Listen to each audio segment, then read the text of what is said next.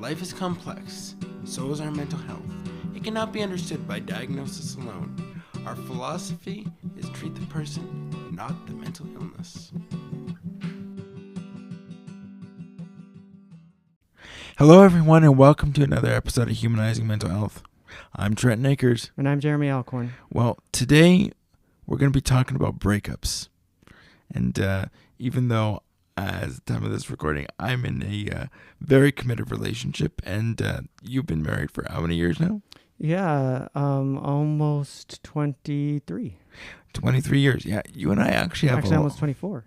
Yeah. Okay. Well, make sure you get that correct. with Gina, when you're talking about it, you don't want to be like, it's been 24 years, but it feels like 30. I get it. That could be a good thing and that could be a bad thing. Yeah. And then we would actually be talking about marriage counseling, but that's not the subject of today's topic. When we're talking about breakups as counselors, we actually go through breakups quite often, and we're talking about breakups with our clients. Yeah, and there's a few ways that those kind of relationships tend to end. Mm-hmm. Actually, statistically speaking, the most likely number of appointments that someone is going to attend, that is the most likely, is one. Mm-hmm. Yeah, which brings me back to, because like when, well, for those of you that aren't aware, like Jeremy helped me with my getting my final hours so that I could be a fully registered social worker, and boom. And he always talked about, having that aha moment in the first session if you can get there. And I think we've always talked about like having that be meaningful for the client. But correct me if I'm wrong, but if you have that moment of insight, that's also a good spur for them to come back. Yeah, for sure. Like because it can be that position of engagement. Often when they talk about the most likely number of appointments, is not the average number of appointments, which is a different thing, right? Mm-hmm. The most likely number of appointments being one. They often talk about or try to kind of peel the onion. What's the reason why? And often one of the thoughts is because they got what they needed in that first appointment, there wasn't a reason for them to need to come back. Mm-hmm. Mm-hmm. Yeah, and that's interesting that you bring that up, because I think for some of us as counselors, like when they come in for that one appointment and then they don't come again, it's kind of like, again, it's kind of like that Tinder date where it's like, whoa, okay, did I do what I needed to do, or, was I broken up with? And sometimes that's true too, right? It's like they not only didn't get their needs met, but they don't believe that within this therapy that they're going to, mm-hmm. or that they just approached this and they are not ready to approach it more. Yeah, I was waiting for you to bring up the old stages of change there, man. Yeah. And I don't know how common this is for you, but it's quite common for me, where a lot of people will say, oh, my mother suggested I'd come, my significant other suggested I come, or they say, I've heard it too, where it's people will say, oh, well, isn't it just expected that we go into therapy now? Oh. I've had that one, like, where, it's like, well, I've just heard that this is what I'm supposed to do. Sure. So even as you talk about this, then the concepts or ideas about what this conversation would look like kind of develop in my mind. That is, not only how do I break up with my therapist, but also when is it that I know that it's a good idea to break up with when do I know that it's time? Mm-hmm. It's like, okay, I don't actually need this anymore, because we are not like some other practitioners, mm-hmm. in which ongoing you're going to see me now once a week for the rest of your life, or else you're not going to be healthy. That philosophy is not a part of our world.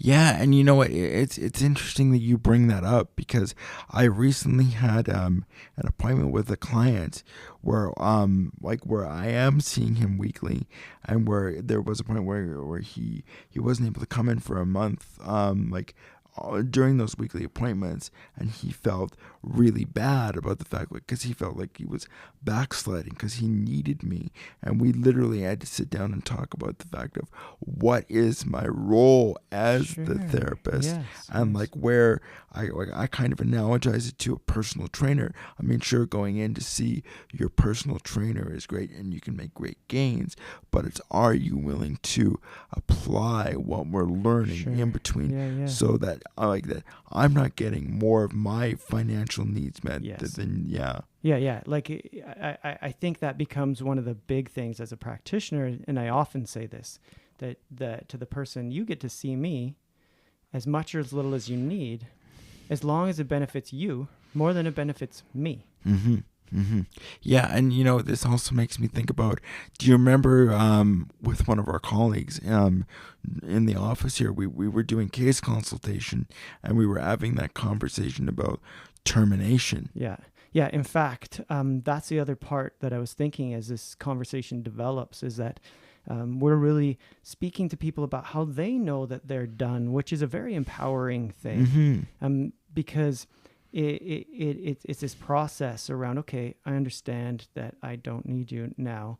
But the other side of it is they're not, honestly, they're not often the one that is necessarily formally breaking up. We're usually more formally breaking up with them than they are breaking up with us. Yeah, and that, like, that speaks to the power dynamic of therapy itself. Yeah, for sure. And what is that kind of sense of message? Like in the person that you're just talking about just a second ago, they go, wait a minute, I actually still need you weekly. And one of the things that happens in our world is we got people who don't necessarily have the most secure attachment history anyway. Exactly. And so then what I saw when we charted outcomes ongoing every session at the Calgary Counseling Center is that individuals, when we got to a place in which we could see they're getting very much better, they're under the cutoff score, they're functioning in a way that would be typical for the average person. It is not a clinical concern anymore. And then all of a sudden, boom, they get bad again. Yeah, they get worse because they have that fear of, oh, wait, no. If I get better, you're going to break up with me. And going back to attachment, that's almost like a child regressing. Yeah, for sure. And when you understand that, and then you can stop judging it and stop seeing it as like manipulative, because it's not. No, it's actually a real concern. That they're going to go, but what if I need you again? That's okay. Then you need me again. Come back. Yeah, absolutely. Like I tell everyone, we don't generally close files around here. The only time that I might close a file is if somebody is not honoring our relationship and not respecting our relationship. Sure. Yeah. That's like a true breakup when it comes to a place, and it's a very rare thing where it's like, actually, there's some things that aren't working correctly in our professional regard, and it means I can't continue. And that's a very, very rare thing. Yeah. I think you've only ever done it once or twice that I know of. Yeah, there's only been a couple of times. That's right. Yeah, and I've been practicing for 20 years. Yeah, almost. Yeah, so. Yeah, and I mean, there was one time too where one person I just won't see them again because they weren't respecting me. So it was like for sure. Maybe it's time that you find somebody else. Yeah, and that is interesting, right? Because as therapists, we have this great flexibility. And at the same time, we need to practice what we preach. We need to also have these boundaries that honor ourselves. And if there isn't a way to be able to negotiate that, for sure. But that's, once again, very, very rare. Yeah. So I'm curious, just kind of going back to like the main topic, because we're talking about a lot of things. Yeah. What would you say, like, if you were to think of your preferred, like, it's not you, it's me speech from a client, like what would you want to hear? Yeah. So I would think there would be a couple of different ways this would maybe get set up. Like, one, the person isn't getting better. And why are you spending all of this time, energy, and money if it's not actually working? Mm-hmm. Now, one of the things that I think becomes difficult for people is, one, how do I convey that message to my therapist? Two, is there another option for me? Mm-hmm. Because it's great to say, well, you need to find the right fit. True. But what about the explosion of need that's out there? And there isn't as many therapists as there is people seeking help. And it's like, well, but okay, how do I find someone else that's going to fit? So that may be a very other big piece of this. Yeah. And so I'll give two parts. One part is, what do you say to the therapist? Well, you can choose to just not show up. Yeah. That's what honestly lots of people do. It's not very therapeutic. No. You can, come into the therapy room and indicate, I'm not finding the gains that I'm wishing that or looking for. Mm-hmm. When I came into this therapy, I was looking for specific improvements, and I'm not experiencing that. Mm-hmm. And certainly, I don't know a therapist that that wouldn't sit with that and go, yeah, I actually agree with you. I'm not seeing what it is that we want to see either. If you're misaligned that badly that the therapist is surprised, then that's a pretty good indicator that you're just not going to come back. Yeah, yeah. And that almost makes me think of if you Google and you go signs of a bad therapist, beyond like some of the things, yeah, it's like one of those things where it's not able to take your perspective is like on the list. Yeah, absolutely. So, but the most likely process that would happen there is the therapist would then try to realign. Mm-hmm. And actually, maybe you don't need to break up with them then, because maybe you have this frank conversation that takes you into a new relationship, a new alignment with the therapist, new process, new target, new goals, new techniques. Absolutely, yeah. Like we are the Swiss Army knife for a reason. Like we're able to do different things in different ways. Like that's why at the end of all of my session rating scales, it's what can I do better next time as a therapist. And I always take the last 5 minutes to go over that scale with them, and then it's like that's where we can do that dance of attunement if we haven't done it already. Yeah, exactly. And this kind of links up then with the other part in which someone's like, well, but how am I going to find a good fit?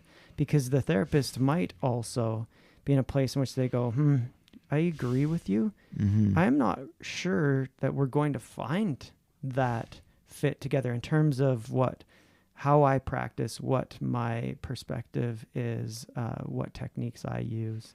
Mm-hmm. In which case, then they know a bunch of other therapists. Yeah, like let's say for example, if you're really, for me, I'm not a very direct therapist. If our listeners can tell from talking to me, I'm not Dr. Phil. I'm gonna be like, you need to get real with your life. Right. Whereas some people honestly need that. That is a genuine way. Sure. To practice, so I can look at them and I can see, if you're looking for a more directive therapist, it's like, okay, I can think of, at least 2 or 3 people off the top of my head that I would direct you to. And the person that you're looking at right now across the mics is not one of them. No. You and I, I kind of feel like we both kind of take the Mr. Rogers approach. Yeah. It's a wonderful day in the neighborhood. Yeah, we get the sweater out, the cup of tea. I mean, for me it might be Earl Grey for me, and for you, mint, probably mint. Yeah, or lemon, yeah, and just sit there and talk. But whereas some people need somebody to go, okay, this is what you need, or you need to get real with yourself. Yeah, for sure. Yeah. So I really do think that there's that process. Mm-hmm. But the other process that I wonder about, and I'll throw a question towards you, and that is, what about someone that has met their goals and they don't know how to say, Trent, I don't think I need to come in anymore. How would you like to be approached, or any advice you'd give to those people? You know what, with those people, and like, and I would say, I would say, great. Let's honestly go back over your goal sheet. Let's look at it, and and then we'll say, what, that's great. I love that, and I would say to them, what, that's perfect. You've met your goals. The only thing that I'll say is either A, my door is always open if you need to come back, because just because you've met these goals now doesn't mean that more goals don't come up. And B, I would also say to them, before we formally close things, what would you think about making an appointment in a month or in a few months just to check in, just to you can cancel it. I don't mind. I just want to have something on the books just in case. Sure. Yeah. Yeah. And often if someone is a little bit more concerned that they may regress, then that makes a lot of sense, doesn't it? Mm-hmm. Yeah. Yeah. It's sort of that safety net. Mm-hmm. Absolutely. Yeah. And there's also, and I think too, with therapists, I think sometimes people, I don't know with your clients if this happens, but I've had it happen so often with mine. It's like they're in crisis, and then they're like, well, I was going to wait till my next appointment. And it's like, no, I'm here. Oh, yeah, yeah. Like if we have something set up that is a maintenance appointment, and the maintenance appointment is set a month away, and someone gets onto my online scheduler and they see that there's an appointment 2 days away or 3 days away because someone else is canceled, then don't wait. Just take it. We could always reschedule the other one into the future. No big deal. Yeah, yeah. We're all I'm not gonna say we're always gonna be here, but we're ready, willing, and available. Yeah, and depending on the situation, sometimes it's possible to slide in an extra. Mm-hmm. Where someone just then contacts us, hey, I'm wondering if there's something that you can have happen. Mm-hmm. And it being able to slide in an extra is reasonable at times, as long as, once again, we take care of ourselves. And as I transitioned in my halftime with the military, then, when I was trying to meet everybody's needs, and sometimes it was 8 1-hour therapy appointments in a day, that can't be sustained in a long run, but sometimes the therapist can, slide you in. Yeah, no, absolutely. And we want to do that because we don't want to see you struggle. And we know that you'll get better if you get help faster. Absolutely. Yeah. It's like maintenance on your car or maintenance on your body. The longer that you leave that wound open, the more likely it'll get infected. Yeah. So it really feels like we're kind of connecting on two sides here. And that is, one, how does somebody break up with their therapist? And also then addressing any kind of concerns that they might have about their own maintenance. In the case that they are thinking, maybe I'm ready to not see this person ongoing all the time now. Or if the therapist starts to bring it up.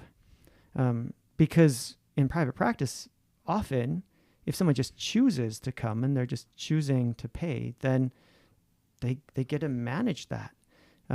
But there's lots of times other stakeholders that are involved. Insurance companies that are paying a certain amount of money, employment, EAP programs that have a certain set number of sessions. There's a number of things that actually influence that. It would be lovely if it was just simply between me and the person seeking help. Mm-hmm. Yeah, absolutely. Or, where you didn't have to do those 5 or 10 sessions if it was good, or, or if they needed an extra one, because sometimes that happens. Yeah, for sure. And there being accountability processes when someone else is paying. Accountability processes for the therapist does make sense. It also puts some constraints on how does that process work and when does it end. Mm-hmm.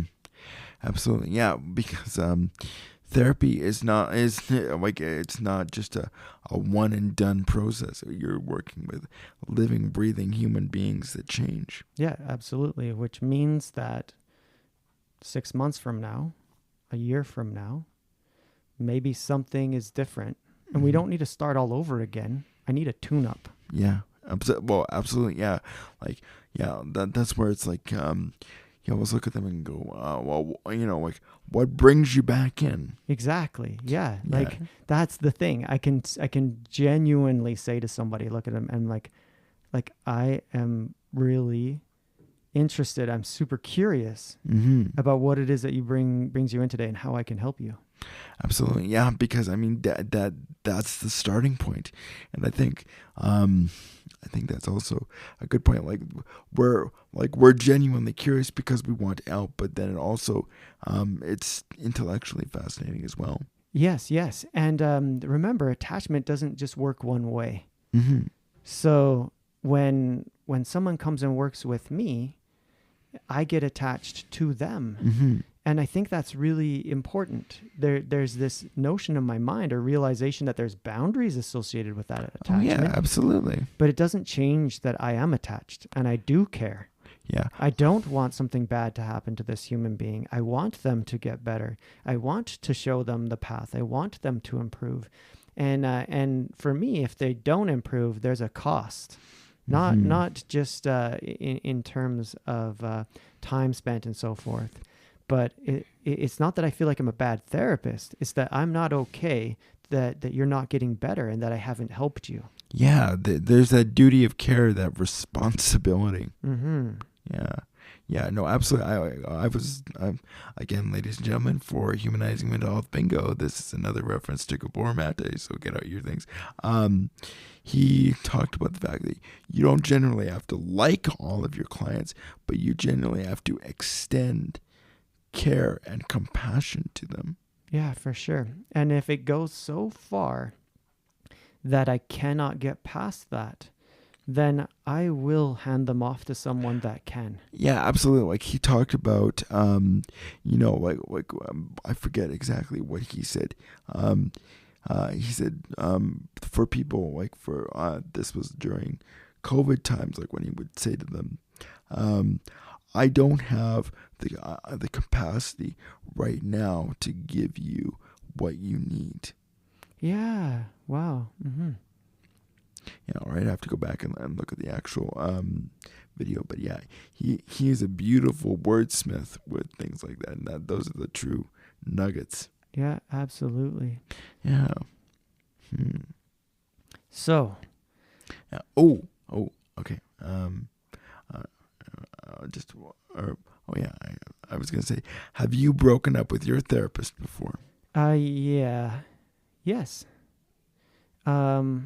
So I've been to therapy a couple of times. Mm-hmm. My first dabbling experience was over the phone because it was part of my own EAP, and that just came to a conclusion because you had a certain number of appointments. And in that situation, I would not have necessarily cared to connect with the same person again, because I didn't build that close of a connection. Being that I don't even know what they look like, I didn't have a sense of proximity with them because we weren't physically in the same room. And I don't even remember their name. Wow. Like, how, I'm curious, how does that juxtapose, like, you being both the therapist and the client, and then... Yeah, I still appreciate the process that they had with me, because it was part of my preparation towards a more engaged, more full therapy. And I'm not actively involved in therapy now myself with formalized therapy. And there was a time that I was, and really it came to a place in which I just didn't feel like I needed any more help. Did I? I think that the final conclusion, there was a good sense between us that we both understood what kind of growth had happened. And it came to a spot in which we're just kind of more of an experiment to see, will EMDR help for me to diminish some of the physical pain that I've been in? And it didn't. It's so there was no reason to continue. It was helpful for me in the broader picture diminishing some of the intensity of what I had felt from some things in my life, but it didn't actually diminish the pain. And so then the concluding point was you could make another appointment if you found this helpful. And I said, oh, I'll consider it. And was the last appointment. Yeah. Yeah. So I guess I chose with my feet too. I just didn't walked and I never made another appointment. Yeah. Yeah. Interesting. Yeah. Because I don't know. I often wonder too if people are worried about disappointing us. Or are they going to pay almost or $200, for me to come back and have the next conversation is a $200 cost. Am I going to do that? Yeah. And I'll say this. I don't know about you, but for me, I'm like, I don't charge for phone calls, unless it's a therapeutic phone call. So So if someone was just to call and say, hey, I wanted to let you know that this is where I'm at and have a brief few minute termination conversation. Yeah. Like, termination. Funny. That's the words we use. It seems pretty harsh. Yeah. No, I'm sorry. Arnold Schwarzenegger's not going to come in and go, you are terminated, Trent. Sorry. I will not be back. No. Yeah, but if they want to say, you know what, this really didn't work for me. I just want to let you know. Yeah. For me, it'd be like, okay, cool. I mean, like if they wanted to talk about it more, or if if they wanted insights, other places to go. Referrals are free too, because my feeling is my job is, yes, I'm going to get paid for being your mental health practitioner, but I also want to see you on your path to wellness. Yeah, absolutely. And who could afford the cost of all of that other stuff? If someone's going to pay me $190 for an appointment, then some of the things that happen outside of the appointment need to be included in that cost. Yeah, absolutely. Yeah. So what did you think about the conversation today? Yeah, I thought this was brilliant. I hope that it resonates with people as they are able to feel more secure in their therapy. Consider, what does their course of therapy look like? What does maintenance look like? And how they're able to then come to a place in which they're ready, able, and willing to say, I don't need you anymore. Yeah. Well, I will say this, that I still need you to keep doing the podcast, but yeah, like I agree with you. I hope that all of our podcasts empower people to not only understand themselves, but really understand the therapeutic process, where the main thing is to humanize mental health. But I hope when we're doing these, that we're also humanizing the mental health practitioner. Yeah, hopefully. Yeah. But on that note, I can hear the exit music starting to play, and before they drag us off here, and we get terminated with our podcast, I'll say, I'm Trent Akers. And I'm Jeremy Alcorn. See you next time. Thank you for joining us today. We hope that this message has been as meaningful to you as it has been to us. If you're looking for help, you can find us on Facebook at Humanizing Mental Health.